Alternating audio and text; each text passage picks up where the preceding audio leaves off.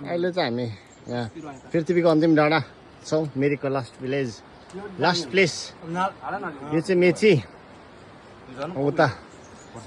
मेचीको यो चाहिँ नेपालको इस्ट बोर्डर होइन उतापट्टि वेस्ट चाहिँ अब के अरे मेची टु महाकाली महाकाली चाहिँ उता महेन्द्रनगर कता छ होइन अनि यहाँबाट चाहिँ अब यो सबै छुट्टिएको हिँडेर नेपाल अब हाम्रो जानुपर्ने गन्तव्य चाहिँ त्यो माथि देख्दै गरेको टक्कैको त्यो झर्ना झर्नामा गएर चाहिँ टक्कै त्यो तार चाहिँ फेरि अस्ति हामी त्यो तार जहाँबाट आयो नि त्यसको फेदमा गएर आएको नि सिक्किमको नर्थ सिक्किमको त्यो उयसबाट आएको नि त त्यो रामसाम के भन्नेबाट आएको नि त त्यो त्यसको फेदमा पुगेर आएको तर घर नगरिँदैन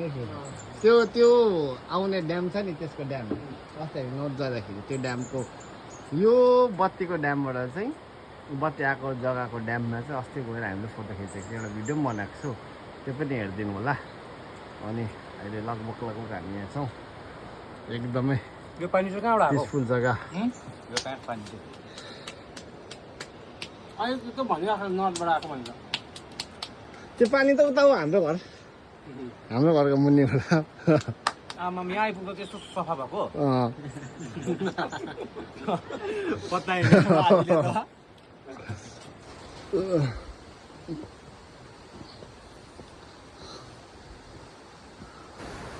यति भए चाहिँ यतिबाट भए चाहिँ पुरा अनुहार हामी पुग्नुपर्ने चाहिँ त्यहाँनिर हो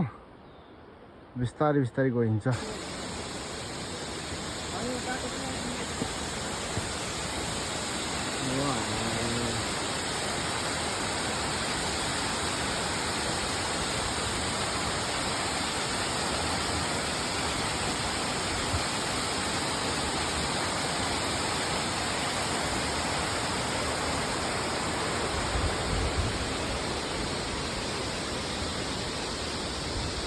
धेरै दिनपछिको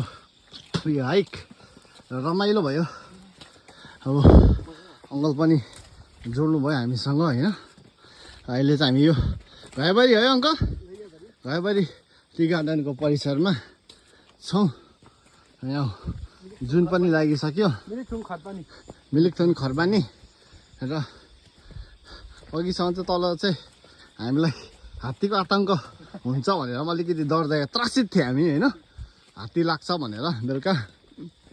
तर अब त्यो कतिले हो भन्छ कतिले होइन भन्छ त्यो आफ्नै ठाउँमा छ र जोस् हाइक वाज सक्सेसफुल एकदम